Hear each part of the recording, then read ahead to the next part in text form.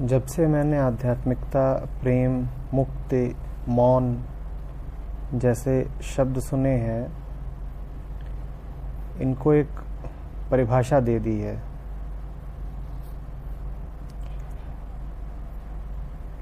अब मन हमेशा कुछ ऐसा सोचने, ऐसा करने में लगा रहता है जो उन परिभाषाओं के अनुरूप हो।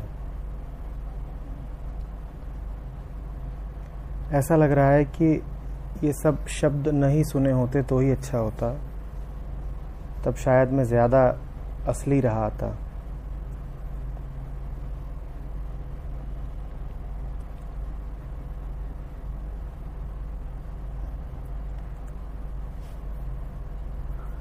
अनुभव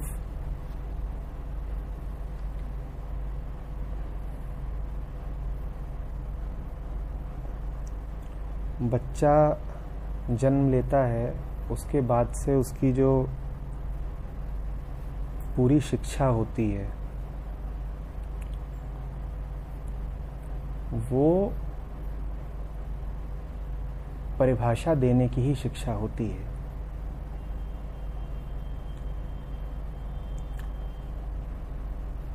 परिभाषा का अर्थ है वो जो है उसका एक मानसिक खाका खींच लेना। परिभाषा ऐसी जैसे मकान का नक्शा, तुम उसमें रह नहीं सकते, मकान के नक्शे में रहा नहीं जा सकता, लेकिन फिर भी तुम नक्शा बनाते हो, तुम्हें उसमें कुछ लाभ नजर आता है।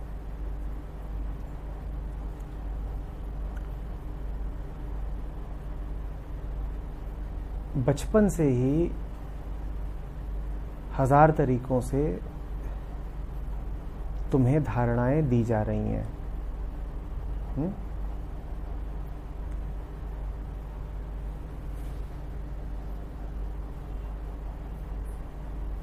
इस बात का सवाल नहीं उठता है कि आज तुम्हें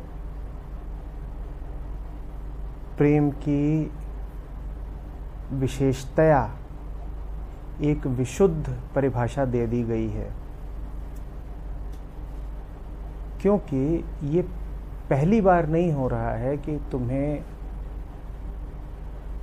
प्रेम की या मुक्ति की या आनंद की परिभाषा दी जा रही हो।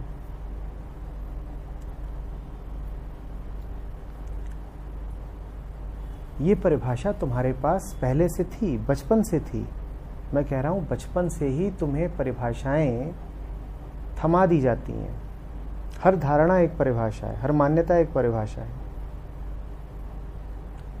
तो प्रेम क्या है, इसके बारे में तुम पहले ही बहुत कुछ माने बैठे थे। तुम्हारे अवचेतन में प्रेम पहले से ही परिभाषित था।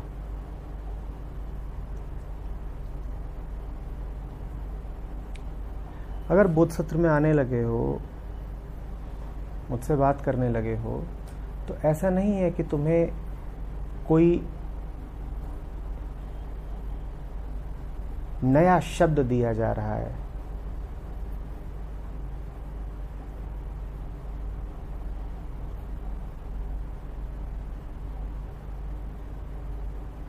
ये शब्द तुम्हारे पास पहले से था। हो सकता है इसी रूप में न रहा हो, किसी अन्य रूप में रहा हो, पर था पहले से।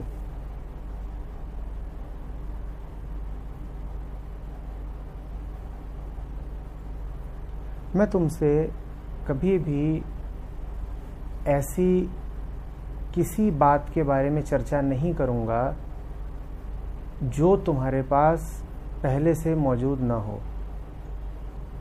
इस बात का ख्याल रखना।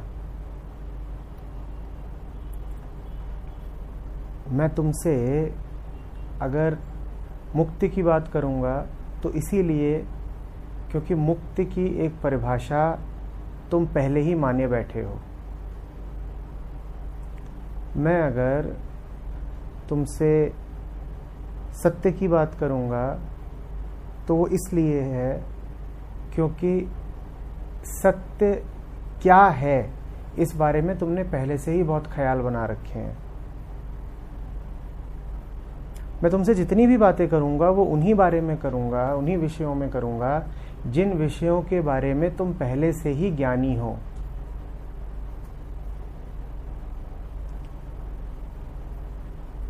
किसी नए विषय पर कोई नया ज्ञान देने की मेरी कोई इच्छा नहीं है।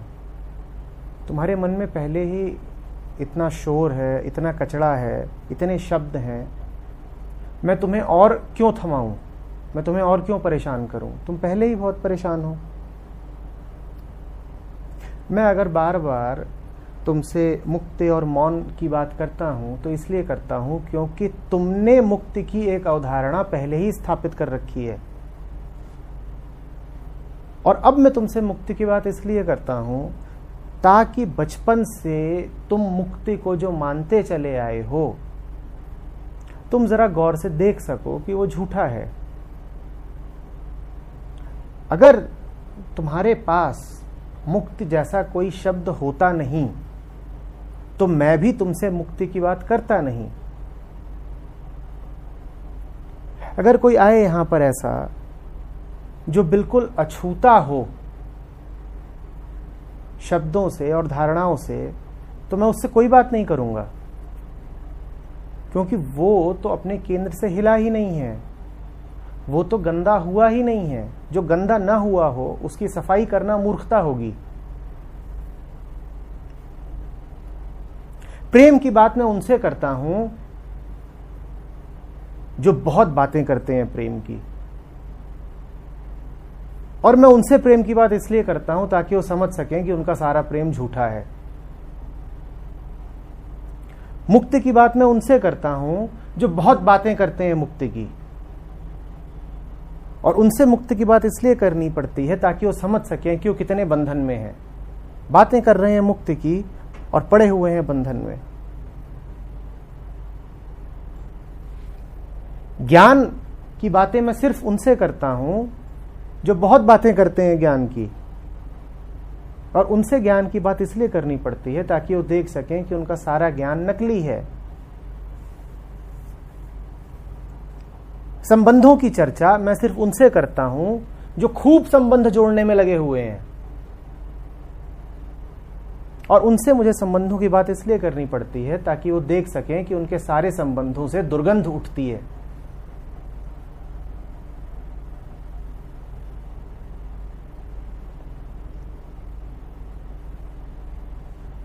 बात समझ में आ रही है? कोई खास बात, कोई नई बात तुमसे करने का मेरा कोई इरादा नहीं है।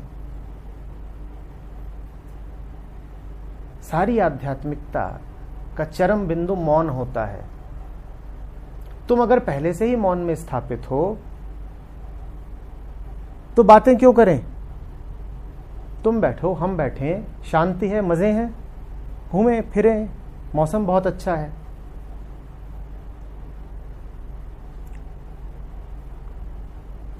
पर जिनके मन में सिर्फ और सिर्फ बातों की ही महत्ता हो, उनसे बातें करनी पड़ती हैं, और ऐसी बात करनी पड़ती हैं जो पुरानी बातों को भी हटा दें और पुरानी बातों को हटा करके फिर खुद भी हट जाएं। मेरी सारी बातें तुमसे ऐसी ही होती हैं।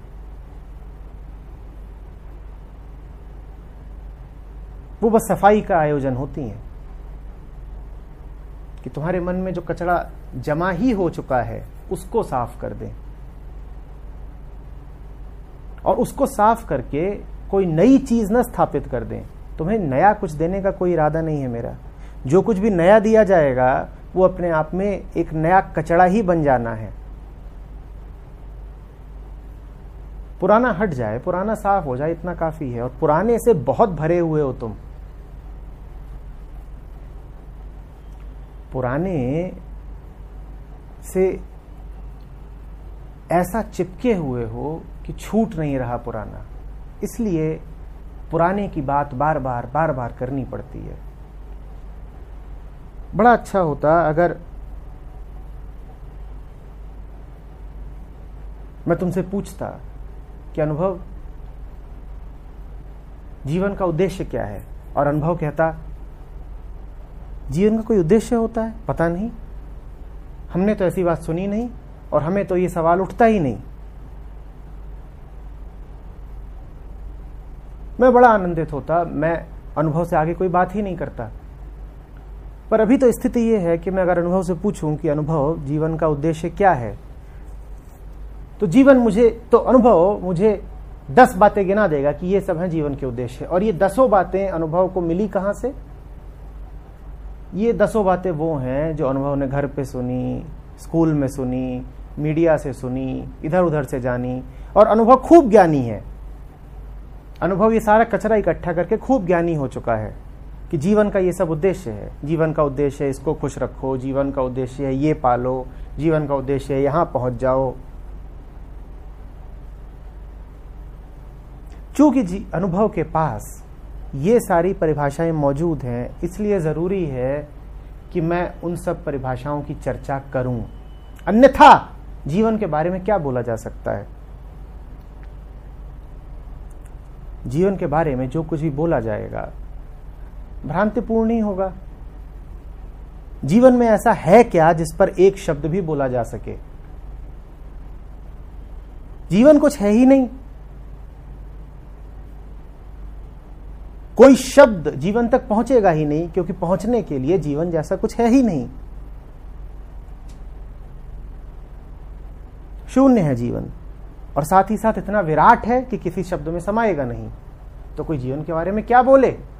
पर जीवन के बारे में इतना कुछ बोलना पड़ता है। दिन रात बोलता हूं, इसलिए बोलता हूं क्योंकि तुम्हारी नजरों में जीवन बहुत कुछ है। तुम्हारी नजरों में जीवन जो कुछ है उसका काटा जाना, गिराया जाना अति आवश्यक है।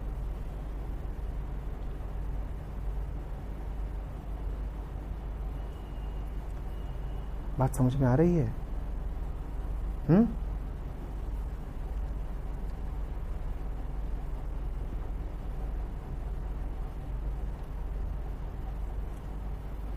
पुराना हटे तो जरूरी नहीं है कि उसकी जगह कोई कुछ नया आकर के बैठ जाए।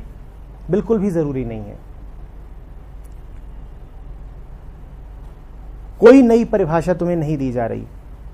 परिभाषाएं देने वाले दूसरे लोग थे, दूसरे स्रोत थे, दूसरी ताकतें थीं, और उन्होंने तुम्हें खूब परिभाषाएं दे ही दी हैं। मैं उनमें से नहीं हूं।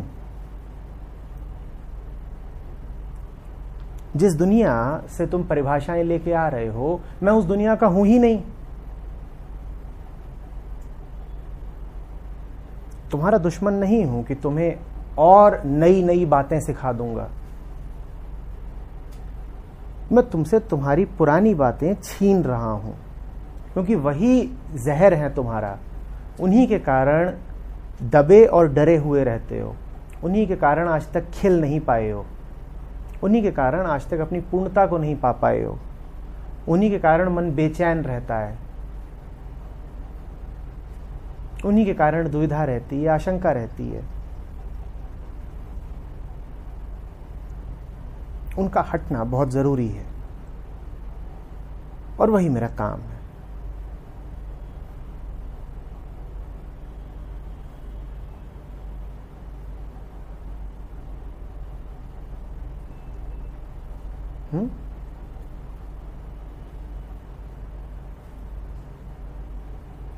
बहुत शुभ होगा वो दिन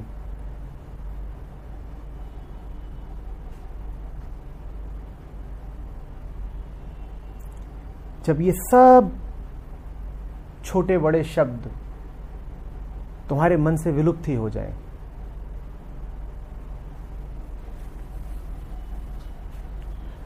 जब तुम बिल्कुल सब भूल जाओ।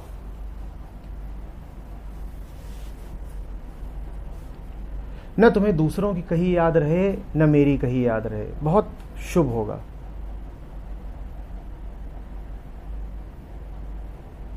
अगर तुम्हें अभी मेरी कही बातें याद रहती हैं, तो इसका अर्थ समझ लेना कि अभी दूसरों की कही बातें याद हैं। क्योंकि मेरी कही बात अपने आप में कुछ होती नहीं, वो तो सिर्फ जो पुरानी बातें हैं उन पर चोट करती हैं। मेरी कही बातों का एक ही प्रयोजन होता है कि वो पुरानी बातों से जा करके संघर्ष करें, उन्हें काट दें, उन्हें गिरा दें। और जब तक पुरानी बातें कायम हैं तब तक मेरी बातें कायम रहेंगी, मात्र तब तक। तो अगर तुम्हें मेरी कही बात याद रहती है तो इसका अर्थ यही है कि अभी संघर्ष चल रहा है तुम्हारे भीतर।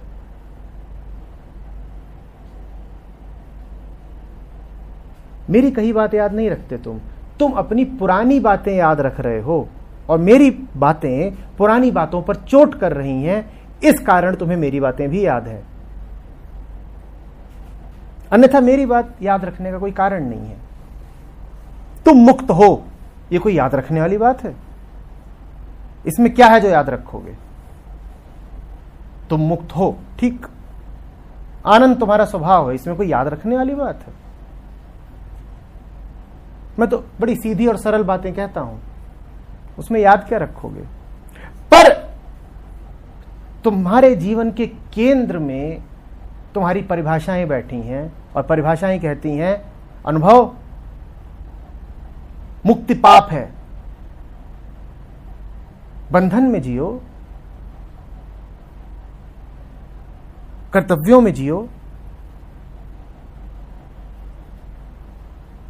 और मेरी बात इस परिभाषा पे चोट करती है। अब जब भी तुम्हारे सामने बंधन लाए जाते हैं तो तुम्हें यह भी याद आ जाता है कि सर ने कहा था कि मुक्ति स्वभाव है। वो तुम्हें इसीलिए याद आ रहा है क्योंकि अभी तुम्हें बंधन प्यारे हैं। जिसे बंधन प्यारे नहीं रहेंगे वो मुक्ति की सारी बातें भूल जाएगा।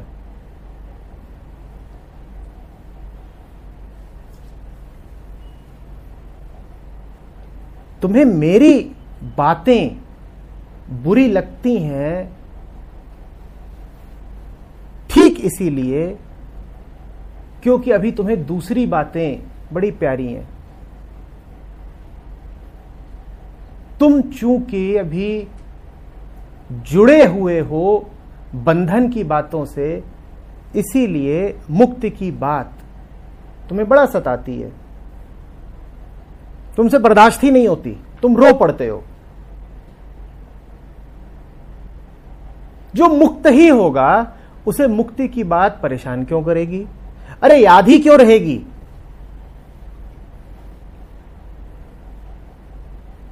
क्यों याद रहेगी? किसी को यह तक तो याद रहता नहीं कि उसे सांस लेनी है, या किसी को याद रहता है?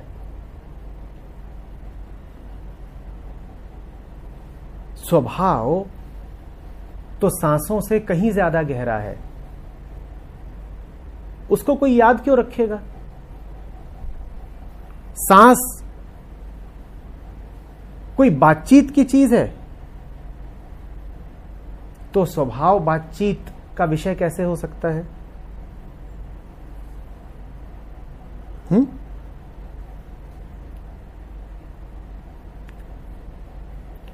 तुमसे मुझे जब भी बात करनी पड़ेगी तो इसी कारण करनी पड़ेगी कि कुछ गड़बड़ हो गई है, कोई बीमारी है, अन्यथा बातचीत का कोई कारण नहीं है। मौन पर्याप्त है। क्या बात करें?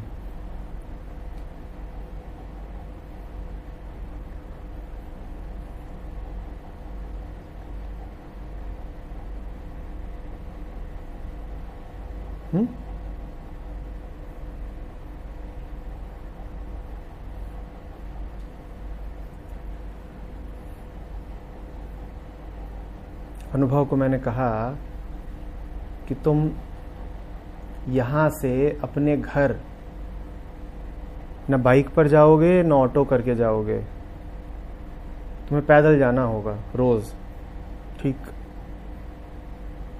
कब तक कहूंगा ये? जब तक कहने की जरूरत है, उसके बाद जरूरत नहीं रहेगी, कहूंगा नहीं। और कहूंगा नहीं इसका अर्थ ये नहीं है कि वो करेगा नहीं। उसके बाद उस स्थिति में आ जाएगा कि आवश्यकता होगी तो खुद ही करेगा। उसके बाद व्यर्थ लगेगा मेरा कहना, तो रोज रोज कहते रहते हैं, व्यर्थ टोकते रहते हैं, टोका टाकी की जरूरत क्या है। और उसके बाद अगर मैं कहूंगा तो बुरा भी नहीं लगेगा।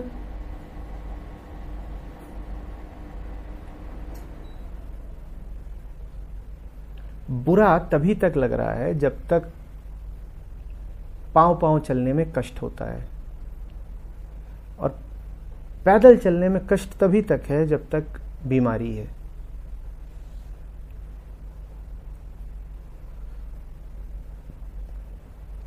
सत्य माता है हमारे यहां,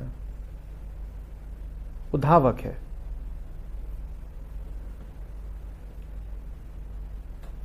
पहली बात तो ये कि मुझे उसे कहने की जरूरत नहीं है कि तू थोड़ा पैदल भी चल ले, कहूं क्यों। और दूसरी बात, अगर मैं कहूं भी तो उसे ये सुनने में कोई तकलीफ नहीं है, वो कहेगा ठीक है आप कहते हो तो चले लेते हैं। मुझे कहने की जरूरत नहीं और उसे सुनने में तकलीफ नहीं। तुम्हें मेरी बातों से अगर तकलीफ होती है तो समझ जाओ कि अभी तुम सत्यम नहीं अनुभव जैसे हो। तुम्हारे मन पर खूब बोझ है अतीत का, तुम्हारे मन पर खूब व्यर्थ बोझ है अतीत का। इस बोझ को हटाने की जरूरत है।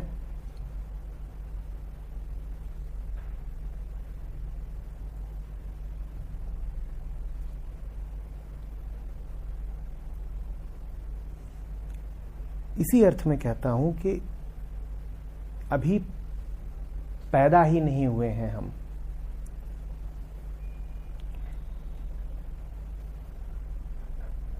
अभी तो हम बस इधर उधर से संकलित आयातित विचारों और वस्तुओं का संकलन मात्र हैं। हम क्या हैं इसकी कोई अनुभूति हमें नहीं है, बिल्कुल भी नहीं है। और इसके कुछ बहुत स्पष्ट प्रमाण हैं, जिनमें से पहला ये है कि आपके जीवन में ऐसा कुछ भी नहीं है जो निजी हो आपका। आपकी जिंदगी में एक एक घटना ठीक वही घट रही है जो करोड़ों अरबों दूसरों की जिंदगी में घट रही है, और आपकी जिंदगी में आगे भी क्या घटना घटने वाली है वो अभी से बताया जा सकता है।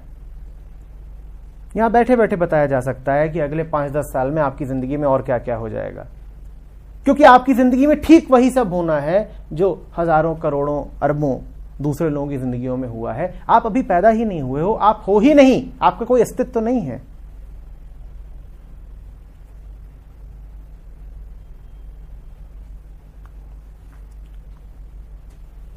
पुराने बोझ के हटने का अर्थ होता है नए का वास्तविक जन्म। तुम्हारी जो पूरी संभावना है, तुम्हारा जो अंकुर है, वो तुम्हारी धारणाओं और तुम्हारे संस्कारों के नीचे दबा पड़ा है। और त्रासदी ये है कि उम्र बहुत तेजी से बीत रही है। मर जाओगे बिना पैदा हुए, इससे बड़ी विडंबना कोई हो सकती है? पैदा हुए नहीं और मर गए।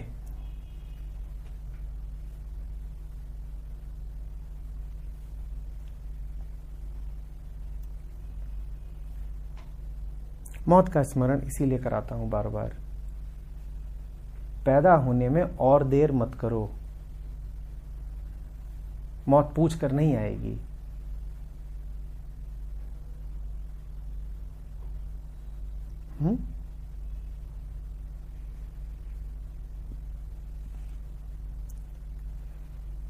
जब तक बाहरी मौजूद है तब तक जो आंतरिक है वो अभिव्यक्ति नहीं पाएगा।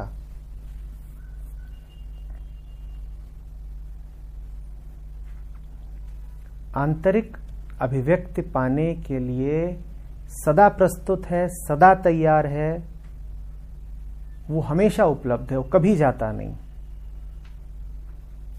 बस तुम उसका साथ दो।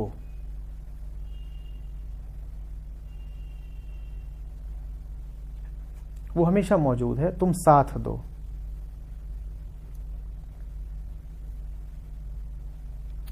और साथ ही साथ जो बाहरी है वो गिरने और हटने के लिए लगातार तैयार है, बस तुम उसका साथ छोड़ दो। तुमने देखा कैसी उल्टी गंगा बहा रखी है? जो मृत है, नकली है, उसको तुमने सहारा दे देकर किसी तरीके से खड़ा कर रखा है। जैसे कोई किसी ढांचे को, कंकाल को चलाए जा रहा हो। और जो असली है, जीवित है, उसका तुमने दमन कर रखा हो। जैसे कोई किसी बच्चे का शोषण कर रहा हो, उसको बड़ा न होने दे रहा हो, उसको अभिव्यक्ति न पाने दे रहा हो। ऐसी तुम्हारी जिंदगी है।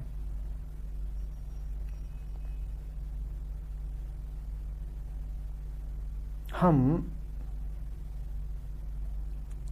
बड़े गहरे में मृत्यु के पुजारी हैं और जीवन से हमें डर लगता है। जो कुछ भी मरा हुआ है और खत्म है, जीर्ण शीर्ण है, हम उसकी उपासना करते हैं। हम उसे तिरोहित नहीं होने देते। और जो कुछ भी असली है, जो कुछ भी ऐसा है जिसका दिल धड़क रहा है, उसकी हम उपेक्षा करते हैं। हमारे घर ऐसे हैं जैसे किसी घर में लाशें ही लाशें भरी हुई हों और उस घर के लोग उन लाशों को जलाने को तैयार ना हो और उस घर में दुर्गंध ही दुर्गंध फैल गई हो। ऐसे हैं हमारे घर, लाशें ही लाशें हमारे घरों में भरी हुई हैं और हम उन लाशों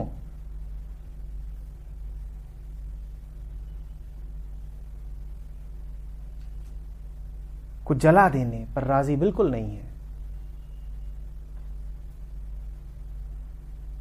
आसक्ति, हमारे प्रियजनों की लाशें हैं, इन लाशों के साथ हमारी यादें जुड़ी हुई हैं, हम कैसे जला दें इनको? और उसी घर के एक उपेक्षित कोने में कुछ बच्चे पड़े हुए हैं जो पोषण के लिए और तुम्हारे स्वीकार के लिए तरस रहे हैं, और उन बच्चों की तुम पूरी उपेक्षा कर रहे हो क्योंकि तुम्हें लाशों से फुर्सत नहीं है। तुम्हें मृत्यु प्यारी है और जीवन तुम्हारे द्वारा उपेक्षित है।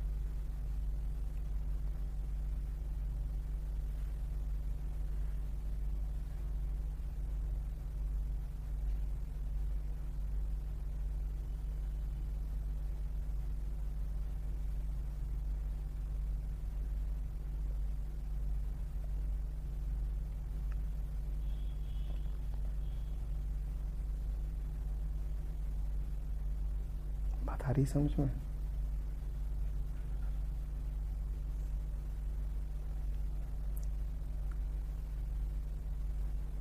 लाशों की बातें कर रहा हूं क्योंकि तुम्हें लाशें प्यारी हैं।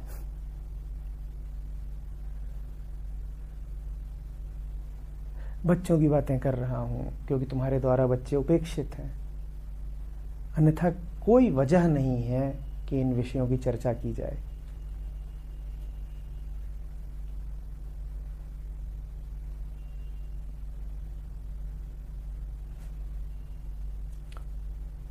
तुम तुम्हारे जैसा सोचना छोड़ो, मैं मेरे जैसा बोलना छोड़ दूंगा। मुझे बोलने में कोई रुचि, कोई रस नहीं है।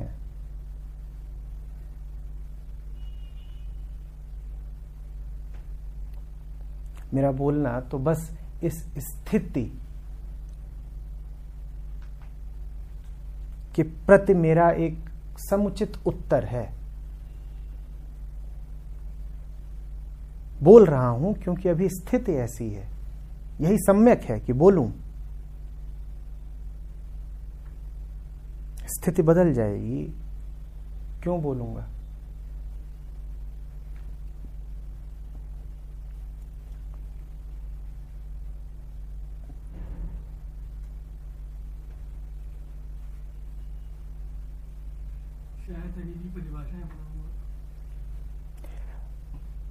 याद रखना, मेरी परिभाषा अपने आप में कोई परिभाषा है नहीं। वो तुम्हारे मन में जो पहले से ही मौजूद है, बस उस पर आक्रमण करती है। कोई नई परिभाषा नहीं बना रहे हो तुम। मेरे शब्द बस तुम्हारे मन में पूर्व मौजूद शब्दों के संदर्भ में हैं। ये बात पहले भी कही थी, फिर दोहरा रहा हूं। मेरी बात याद अगर रह रही है तो उसकी सिर्फ एक वजह है कि तुम्हें पुरानी बातें याद हैं। ये मुझसे कई लोगों ने कहा है कि आप जो बोलते हैं हम उसको भी एक नई धारणा, एक नई परिभाषा बना लेते हैं। मैं उन सबसे कह रहा हूं, मेरी बातें ऐसी हैं ही नहीं कि उन्हें तुम परिभाषा के दायरे में रख सको, रख ही नहीं सकते।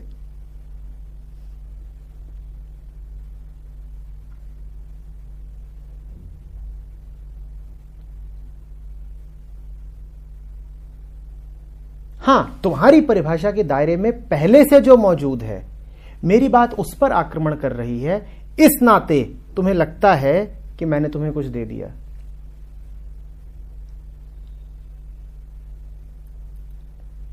बात समझ में आ रही है? ऐसे समझ लो कि तुम्हारे पास बहुत सारी पुरानी गंदगी मौजूद हो।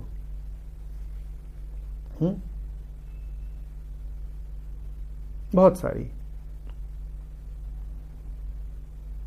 और वो तुम्हारी परिभाषा, तुम्हारे दायरे के भीतर आती है। मान लो वो सब कुछ तुम्हारे कमरे के भीतर रखी है, वही दायरा है, और मैं तुम्हें आग दे रहा हूं।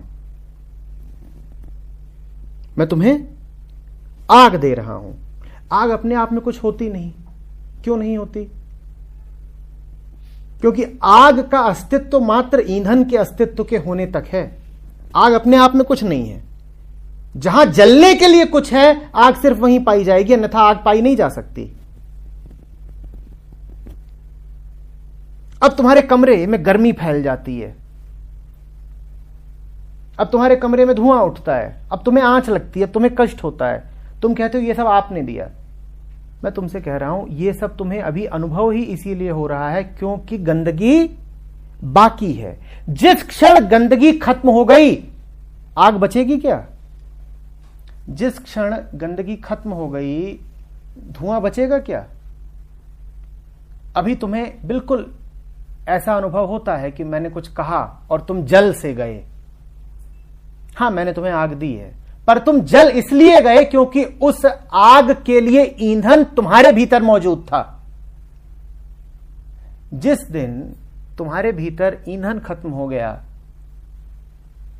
मेरे किसी शब्द से तुम्हें कोई ताप नहीं लगेगा। बात को समझो। और आग दी ही इसीलिए जा रही है ताकि तुम्हारे भीतर जो कुछ ज्वलनशील है वो जल ही जाए, वो खत्म ही हो जाए। और जब जलेगा तो ताप तो लगेगा, पर ताप के लगने का इल्जाम तुम आग को दोगे या अपने भीतर इकट्ठा गंदगी और ईंधन को दोगे? बोलो, किसको दोगे? अब ये तुम्हारी बुद्धि पर है।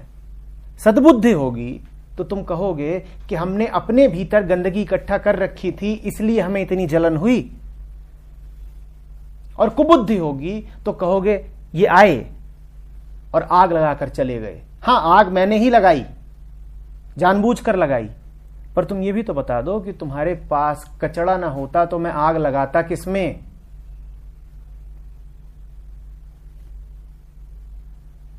और अगर मैंने आग लगा दी तो कचड़ा कम कर दिया या बढ़ा दिया? बोलो। कम कर दिया। अगर कम कर दिया तो अगली बार आग लगने की संभावना कम कर दी या बढ़ा दी? कम कर दी। तो अगर आग लगाता ही रहा तो एक दिन ऐसा भी आएगा कि फिर आग नहीं लगा पाऊंगा। मैं उसी दिन की प्रतीक्षा में हूं कि एक दिन ऐसा भी आए कि तुम्हें बुरा लगना ही बंद हो जाए।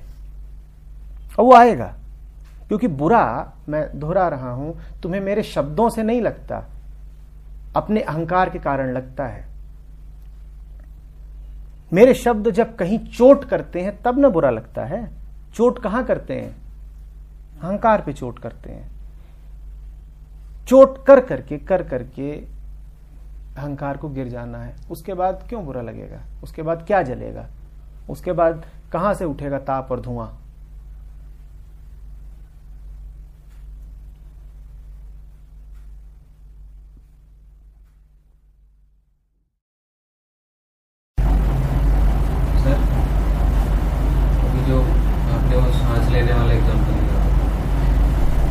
अपने स्वभाव के विपरीत जाकर कैसे रह सकते हैं? जैसे अगर कोई इंसान 1-2 मिनट तक सांस ना ले तो मर जाएगा थोड़ी देर में। तो अगर मुक्ति हमारा स्वभाव है तो बंधन में कोई रह कैसे सकता? ऐसे ही रह सकता है, ऐसे रह रहे हैं।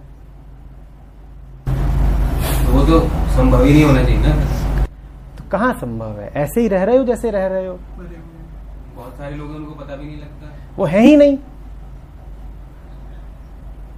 वो है ही नहीं। इतनी देर से क्या समझा रहा था कि तुम्हारा जन्म हुआ ही नहीं है, वो है ही नहीं। और अगर उन्हें अभी तुम लोग कह रहे हो तो इसका अर्थ यह है कि अभी तुम भी हो नहीं, अन्यथा कहोगे ये है ही नहीं। संत अगर दुनिया की उपेक्षा कर पाता है तो इसीलिए कर पाता है ना। 100 लोग बैठे होंगे, वो उससे कुछ कह रहे होंगे, उस पर कुछ दबाव डाल रहे होंगे, उस पर कोई दबाव पड़ ही नहीं रहा होगा। बताओ क्यों? क्योंकि कोई है ही नहीं दबाव डालने के लिए। ये 100 लोग अपनी ओर से दबाव डाल रहे हैं, उससे पूछो कौन डाल रहा है? कोई है ही नहीं, दबाव कौन डालेगा? संत को तो सिर्फ जो वास्तव में जन्मा है वही दिखाई देता है। ये जो मृतप्राय लोग घूम रहे हैं ये उसको दिखाई ही नहीं देते, वो है ही नहीं। तुम दीवार को कहते हो कि लोग कहते हो, तो फिर तुम्हें कोई क्यों कहे लोग? तुम्हें और दीवार में क्या अंतर है? दीवार को जहां खड़ा कर दिया गया वहां खड़ी हो गई, दीवार को जिस रंग दिया गया वो रंग गई, और दीवार को जिस दिन कोई बाहरी ताकत आके गिरा देगी वो गिर जाएगी। अगर तुम्हारा जीवन भी ठीक ऐसा ही है तो या तो ये कहो कि दीवार भी लोग है, या ये कहो कि मैं भी दीवार हूं। जो है ही नहीं तो फिर उसको कुछ कहा भी कैसे जा सकता? वो नहीं है, पर हो पाने की संभावना है उसमें। तुम्ही ने कहा ना कि जो स्वभाव है उसके विपरीत जाया नहीं जा सकता। और तुम्हारा स्वभाव अमरता भी है, तुम खत्म नहीं हो सकते। तुम्हारी बड़ी से बड़ी सजा ये है कि तुम खत्म नहीं हो सकते।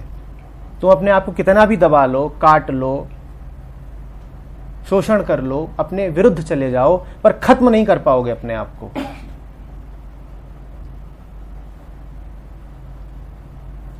खत्म नहीं कर पाओगे अपने आप को।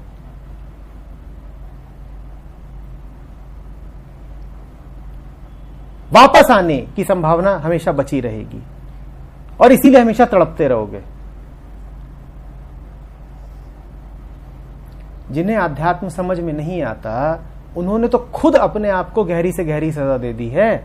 वो दिन रात तड़पते हैं। उनकी आंखें देखो, उनकी शक्लें देखो, तुम्हें साफ साफ तड़प दिखाई देगी।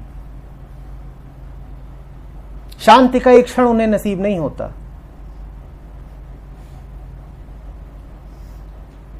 दीवार, जैसा हम दीवार को जानते हैं, अचेतन है, दीवार को तो अगर 2 रंगों में रंग दिया गया है तो उससे दीवार को कोई कष्ट होगा नहीं।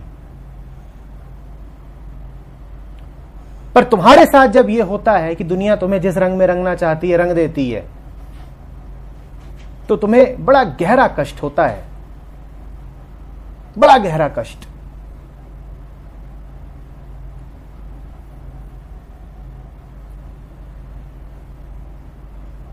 यही सजा है तुम्हारी कि तुम कभी दीवार नहीं हो सकते, मृत प्राय हो सकते हो, मृत नहीं हो सकते। अर्धचेतन हो सकते हो, पूर्णतया अचेतन नहीं हो सकते।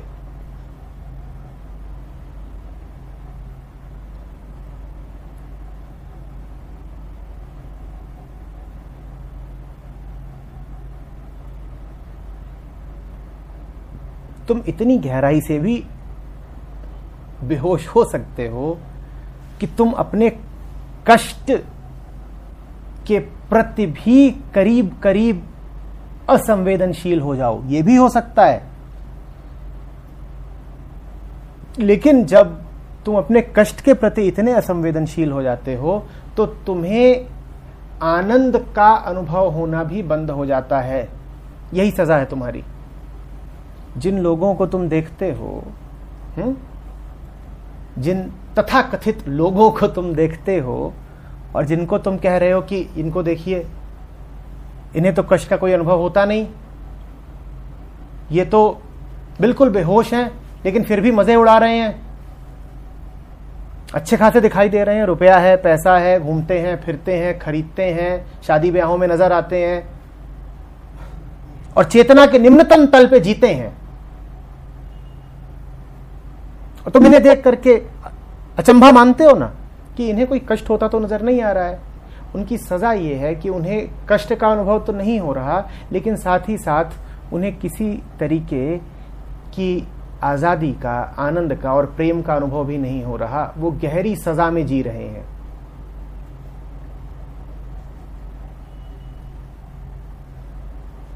उनको देख के ये मत मान लेना कि ये देखो, ये तो दोनों ओर से मजे में है, मजा भी लिया और सजा भी नहीं मिली। ऐसा होता नहीं। ये जो मजा लेते लोग दिखाई दे रहे हैं, इन्हें बड़ी सजा मिल रही है। इन्हें वो नहीं मिल रहा जो जीवन का अमृत है, जो जीवन का रस है, और यही उनकी सजा है। इससे बड़ी सजा क्या हो सकती है कि जीवन तुम्हारा बीत जाए और तुम्हें एक क्षण को भी पता न चले कि वास्तविक प्रेम होता क्या है।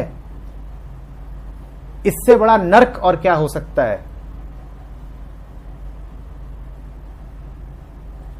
यही सजा है उनकी। इसी को तो संतों ने कहा है ना, हीरा जन्म अमोल था, कौड़ी बदले जाए।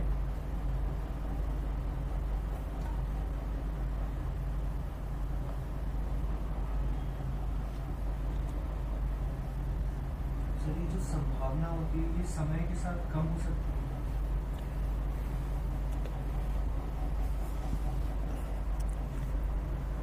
संभावना समय के साथ कम नहीं होती। तुम समय के साथ संभावना से दूर जा सकते हो। तुम न, एक ही बात नहीं है। तुम्हें ऊपर एक हवाई जहाज उड़ता दिखाई देता है और तुम्हें बहुत छोटा सा दिखाई देता है, इसका अर्थ यह नहीं है कि उसका आकार कम हो गया है। इसका अर्थ यही है कि तुम उससे बहुत दूर आ गए हो। एक ही बात मत समझ लेना, आकार वही है, तुमने दूरी बढ़ा ली है।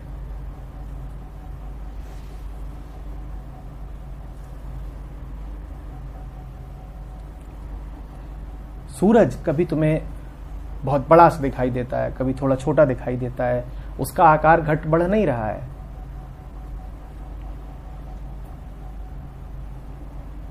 तुम्हारी स्थिति पर निर्भर करता है कि तुम्हें क्या कैसे दिख रहा है।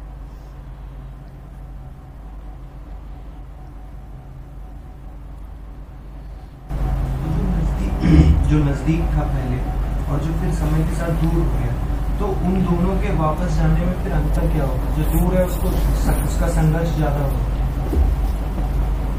जो दूर है अगर वो वही रहेगा जो दूर हुआ, तो उसे ठीक उतनी ही दूरी तय करनी पड़ेगी जितनी दूर वो आया।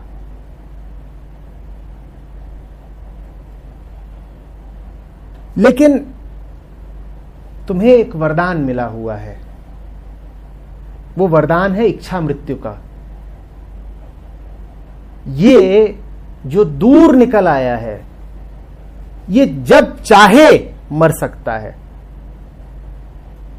ये जब चाहे फैसला कर सकता है कि मुझे अब और होना नहीं, मुझे अब और जीना नहीं। और ये होते ही तुम वापस पहुंच जाते हो, तुम्हारे सारे कर्म कट जाते हैं। हां, जब तक तुम ये कहे जा रहे हो कि मैं वही हूं जो मैं हूं, जो अपने आप को समझता हूं और मुझे अभी और जीना है, तब तक तुम अपने आप को जो समझ रहे हो उसके सारे पुराने कर्मों का फल तुम्हारे ऊपर लागू होता रहेगा। तो अगर उसके पुराने कर्म ये हैं कि वो बहुत दूर आया था, तो अभी उसे उस दूर आने का फल भुगतना पड़ेगा। दूर आने का फल ये है कि तुम्हें उतनी ही दूरी वापस तय करनी पड़ेगी। पर इच्छा मृत्यु संभव है ना? मर जाओ, खत्म हो जाओ, कुछ करना नहीं होता उसके लिए, बस घोषणा करनी होती है अपने आप को कि मैंने तोड़ा, मैं वो हूं ही नहीं जो आज तक अपने आप को समझता था। और इसकी कोई विधि नहीं है, ये तो बस प्रार्थना करके और प्रार्थना से उपजे संकल्प के द्वारा बलपूर्वक कहने की बात है।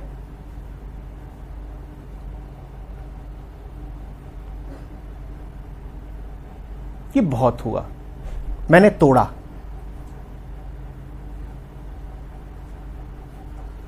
चाहो तो अभी कर सकते हो, मरने में कितनी देर लगती है?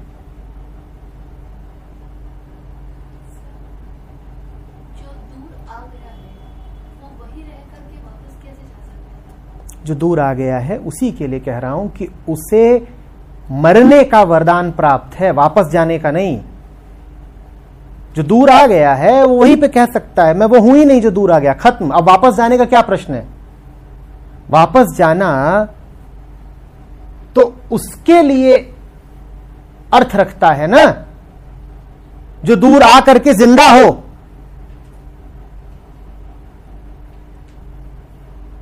वापस जाने का कोई प्रश्न ही नहीं, कोई अर्थ ही नहीं, कोई बात ही नहीं कि अब तो इतना हमने कर्मफल इकट्ठा कर लिया है तो धीरे धीरे कर्मफल काटेंगे, जिम्मेदारियां निपटाएंगे, तब वापस पहुंचेंगे। जो दूर आ गया था हमने खत्म किया उसको, अभी जा।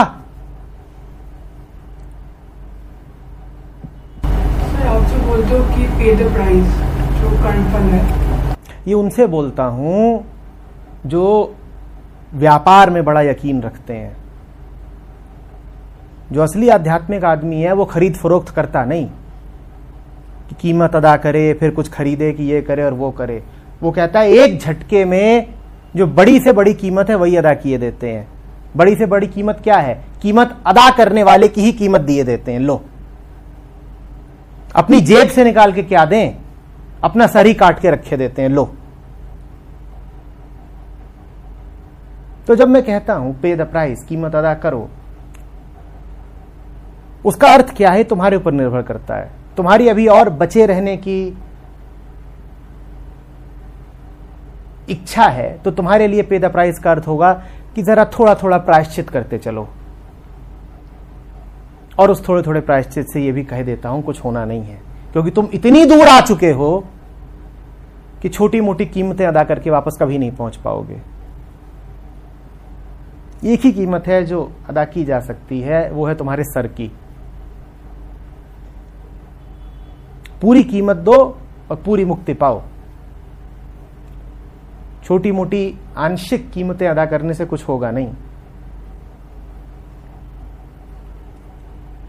हाँ ठीक है, मन लगा रहेगा, बहाना बना रहेगा कि देखो हम भी थोड़ा बहुत तो कर ही रहे हैं ना। ऐसा नहीं कि हमें मुक्ति नहीं चाहिए, ऐसा नहीं कि हम बिल्कुल ठंडे आदमी हैं, हम भी कुछ तो करते ही है ना। सप्ताहांत में मंदिर जाते हैं कि नहीं जाते हैं?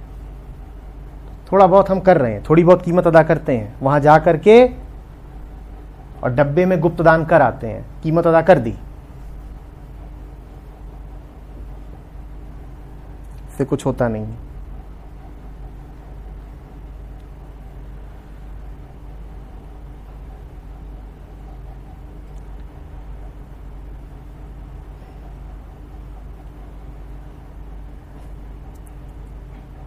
चलो अपने किए नहीं होता, कोई बात नहीं, पर जब हो रहा हो तो कम से कम रोका मत करो। इतना कर सकते हो? वो अपने आप बहुत मौके आते हैं, मौकों से भागा मत करो। पता कैसे चलेगा? क्या फोन कॉल नहीं आती?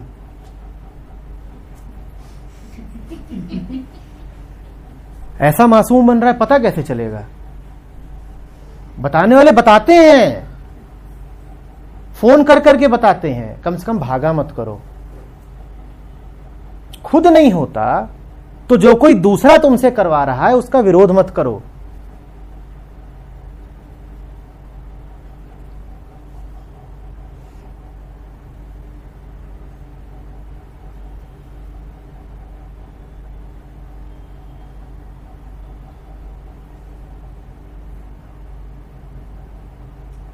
खुद नहीं मरते बनता, दिल घबरा जाता है। तो जब दूसरा आ रहा हो काटने के लिए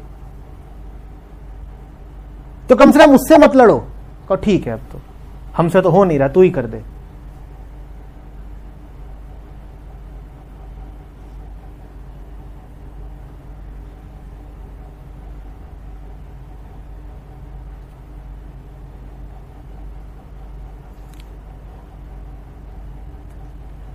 पर तुम्हें अभी जीना है, जीविशा गहरी है।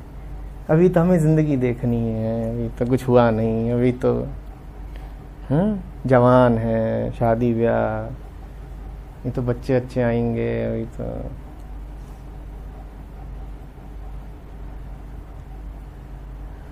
अब ये सब बातें ना किया करिए।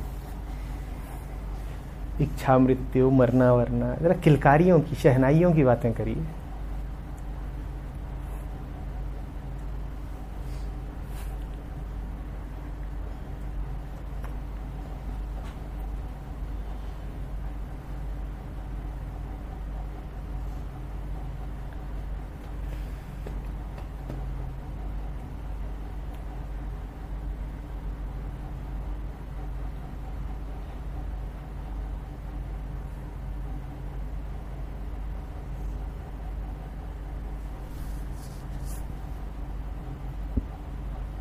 अगर इस वक्त फोटो खींची जाए आपके चेहरों की तो ऐसी सघन मायूसी है, ऐसी सघन मायूसी है कि बिल्कुल स्पष्ट है कि बोलना व्यर्थ है। ये तो छोड़ दो कि आप मरने को उत्सुक हो, कोई मारने आए तो आप उसको मार दोगे। आपकी ये हालत है अभी।